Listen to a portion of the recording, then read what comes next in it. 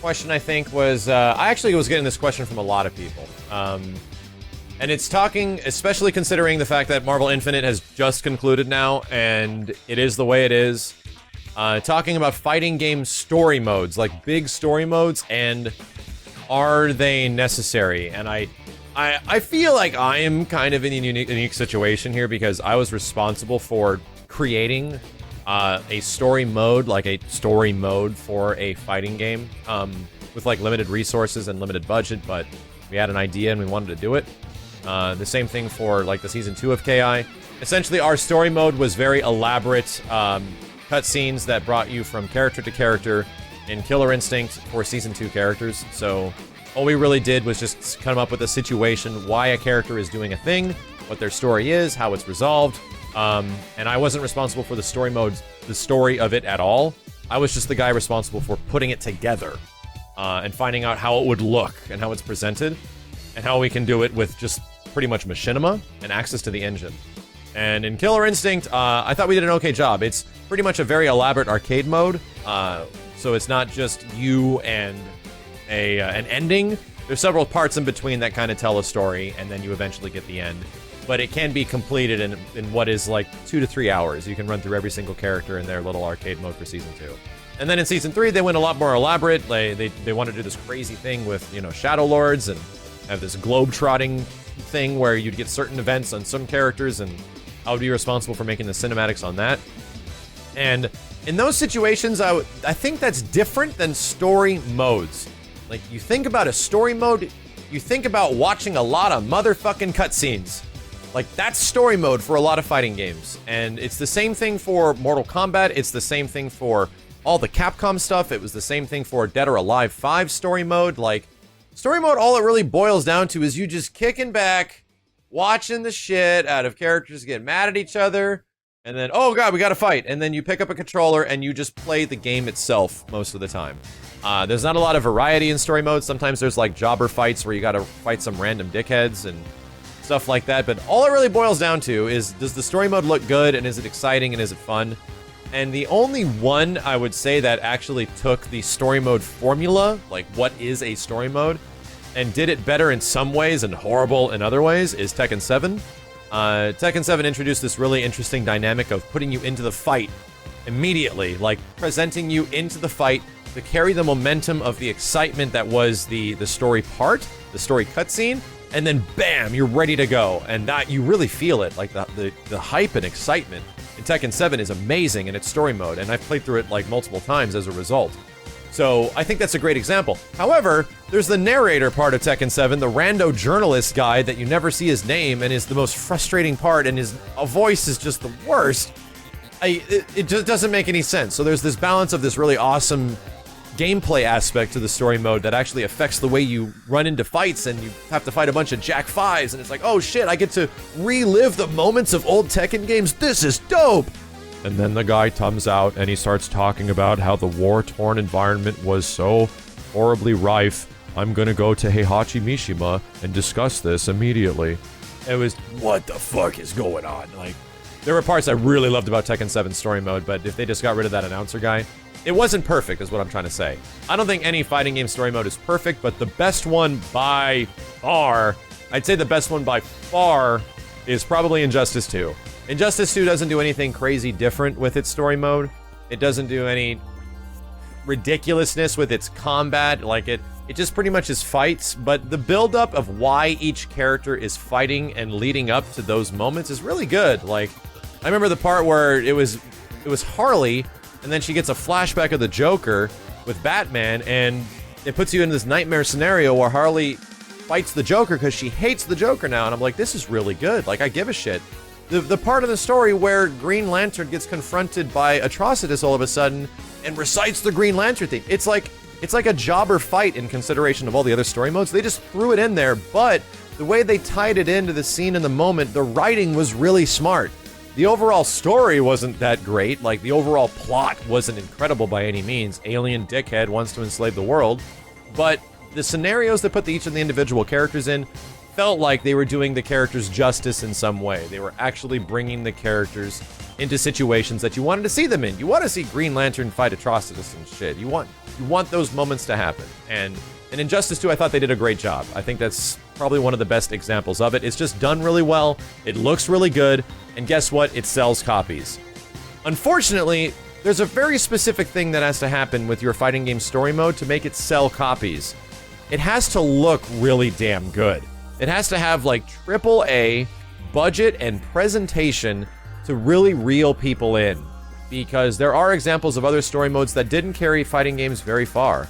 Dead or Alive 5 is another example, had a big-ass story mode with a bunch of different characters going through all this stuff, lasts like 3 hours almost.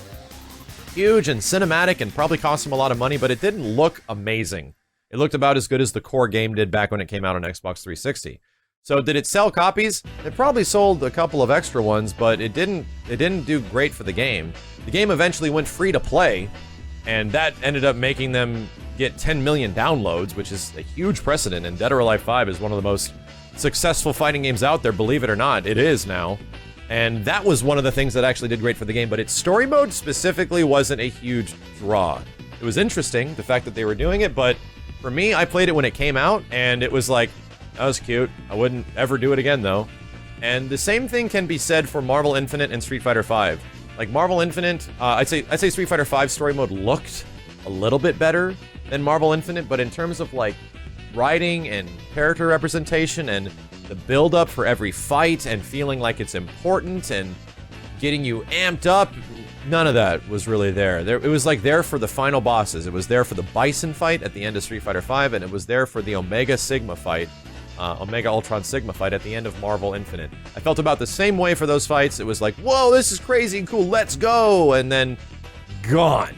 Just every other situation where characters are talking to themselves or doing things or anything of the like is just yeah, face-palmingly frustrating. I'm already thinking of it, and I'm just like...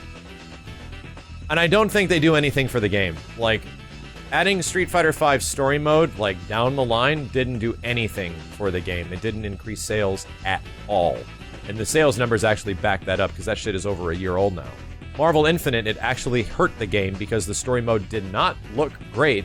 Had a lot of really awkward moments, with some kinda cool moments, sorta. And for the most part, it just did not have the visual presentation you expected a big Marvel vs. Capcom game to have. And the funniest thing is that the in-game graphics usually look better than the story mode does. I was saying this at the end of the story mode video, but I really do feel the story mode itself hurt Marvel Infinite more than it helped. If it did not have a story mode and it just had basic endings, like actual cinematic endings for the characters, or even something like we did with Killer Instinct, where there's like an introduction cutscene and an ending cutscene, or maybe one in the middle as well, and you just kind of go throughout each character's little tale as they go forward, that'd be fine. That'd be fine. And I think people would be more okay with that, because people still gripe on Marvel Infinite and the fact that its arcade mode does not have endings. Because guess what does have endings? You get a game like Injustice 2, Injustice 1, Mortal Kombat X, Mortal Kombat 9. They have big story modes that are obviously expensive, and they look good when they come out, and they are well received, and they're interesting, and they put the characters in interesting situations. They're good story modes. They're not super engaging in terms of gameplay or anything, but at least I'm having fun while playing it. And you also get arcade mode endings for every single character as well, which are usually done by the same guy. They're like moving cinematics. So I don't think story modes are necessary for fighting games by any means. I think story modes are necessary for NetherRealm Studios games. Like, I think those are the only things that are going to reap the benefits of a story mode. I think Tekken 7 got pretty lucky because its story mode was doing some kind of exciting things, and their little gimmick of putting you into the fight as the story is happening was a really cool and looks great in trailers and was freaking awesome at E3, and that was a big draw for a lot of people that, man, I want to be put into the action like that. So Tekken 7 sold really well and actually got a huge amount of casual audience and sold over 2 million units really fast. That's awesome because, like I said, their story mode gimmick was smart. You have other games like Guilty Gear, where the story mode is essentially like... I'd say it's not non-existent, but it's completely passable. Because I love the Guilty Gear games. I love Guilty Gear Xrd. I've purchased and owned every single one. I've played them as much as I possibly can amongst all the other fighting games, but I have never, ever, ever felt the need to check out its story mode. Because they're not... You just watch it. the most gameplay there is pressing next for the dialogue. And it's a really weird thing, and I hope it does not continue with Dragon Ball FighterZ. I don't know why they do it this way, but there's no gameplay in Guilty Gear story modes. It's there if you want. I don't know, unless you really love these cutscenes. I mean, there's some cool moments, I guess, where Saul's riding around on his bike. They have a lot of care and attention put into them, but they're just movies. Like, they're just movies with the in-game character models. It's really weird. Like, I don't know why there isn't gameplay. Just give us some fights. Just make it, if they honestly just gave you some fights, and it'll be almost as good as, like, something like Injustice 2. It'd be almost as good, like, as long as they set up the fights and get you excited. Just get freaking Daisuke to start riffing on a guitar and going, just going nuts and getting you ready to fight Saul versus Kai. Yeah, I'd be totally down. I'd be totally down. The music would be great. A great addition. But right now, the way it's been, and it's been updated like 2 or 3 times now, I actually don't know because I never played it. I just don't. That really don't interest me. And guess what? It doesn't do anything for the game. Like, it might sell a couple of extra units in Japan, but that's a very minuscule amount. And for the most part, I think the Guilty Gear Xrd games, which have all these story mode things that aren't playable, have probably sold less than 200,000 units in total, like, between all of them. So that's a very unique situation. I do not feel that story modes are important for fighting games. I feel arcade modes with endings are potentially even more important if you are not confident about your story mode being super fucking awesome, or you don't have some really interesting gameplay hook like Tekken 7 had with its story mode. Then you probably should be spending your money on other things in the game, which is the exact thing that happened with Marvel vs. Capcom Infinite. They could have spent that money on more characters. They could have spent that money on a better graphics engine, something, like anything. To elaborate on it, here's the problem with an overarching story mode. Sometimes I don't give a shit what happens to Jack 5. Sometimes I don't give a fuck what happens to Hulk. Sometimes I don't even give a goddamn horse's asshole what happens to some other character in a fighting game. Like, I don't want the story mode sometimes to be an overarching thing about everybody.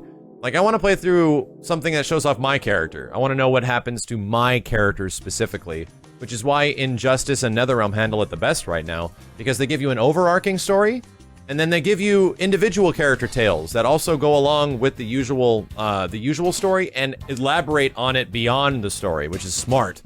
That's really smart. Like, I don't want to know what happens to every single character, I just want to know what happens to my own character. Story modes only sell fighting games for NRS games, it seems right now, and bad story modes don't do anything. In fact, they can actually hurt the game in the long run. So, I like story modes. I think they're fun. I like knowing what's happening with the characters, but they have to give us a reason to give a shit. And if the reason looks really weird or doesn't look great, then who wants to play a bad story mode, you know?